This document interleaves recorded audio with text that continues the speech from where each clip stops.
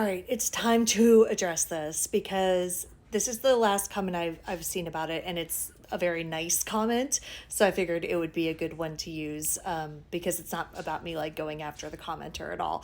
But you all have been filling my inbox and my comment sections with, asking me about Mamta's friend Nadia, the one who started the Find Mamta Kafle bot Facebook group, and has been leading, searches and things like that. So let's talk about it. In short, I don't think there's anything weird or suspicious about Nadia. People have sent me the interview that this comment's referring to. It's a Zoom interview that she did on Nancy Grace, and I don't feel like it's suspicious at all. People are saying she was like smiling or whatever. You all have said the same thing about me on my videos. If you look at videos that I've made about this and I'm smiling, people have said that about me. Like, what are you smiling about? Like, I don't know. It's just my face. I don't think this is happy.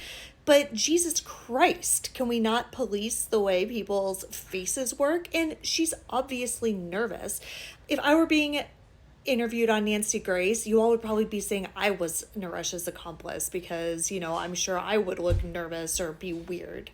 People also brought up this alternate Facebook profile of Naresh's that was created in 2018, and Nadia is his only friend, and people are saying that that's evidence that they were having some sort of affair. When to me, all that's evidence of is Naresh being a creep who had multiple Facebook accounts, and somebody who is one of his supporters, whether it's a family member, a friend, whomever, has access to the account and deleted all of the other friends and only left Nadia in an effort to defame her and make her look suspicious. Why would they want to do that? Because personally, I believe that Nadia is a big reason why Naresh is sitting in jail right now in Prince William County, because she's the one who started the push to get this case in the public's attention. And Chief Lugo has basically said that, the public pressure has given them the motivation to keep on searching for Mamta. I don't think he should need that, but here we are. So I can understand why Naresh's supporters may be a little bitter toward her.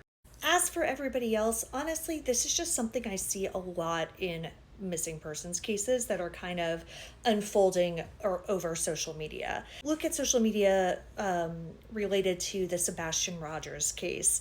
Maura Murray, dear Lord, there's a reason we haven't covered Maura Murray in 4 years of having a missing persons show, because the online discourse is so toxic that I just want to stay away from it. I don't want to get involved.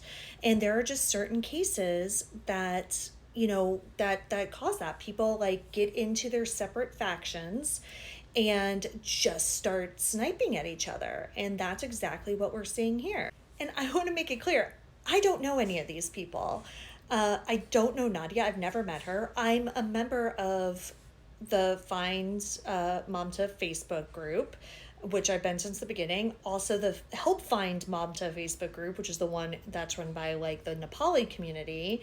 And I'm also a member of the discussion group, which is where a lot of this Nadia stuff is coming from. I'm a member of all three. I read everything on there because they've all been good sources for actual information at different times.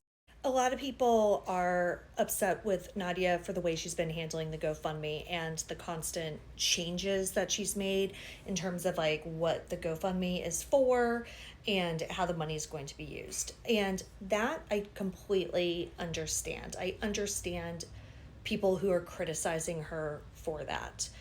All I would say to that is you can ask for a refund from GoFundMe directly if you've donated and you don't like the way the direction is going. Or, if you haven't donated, just don't. I don't know. I just don't see the point of the consistent attacks against her. It doesn't appear that any, actual fraud is going on. It just appears that, she's maybe changing the direction and people might not agree with it. And if you don't agree with it, that's completely fine. I don't see a problem with that either. Agree, disagree with it, and then act accordingly. So anyway, that's my opinion on this. I really don't want to talk about her anymore unless, something weird actually happens. But in my opinion, I've seen zero evidence of any suspicious activity whatsoever. And that's my position. Again, agree, disagree, whatever you want, but that's where I am.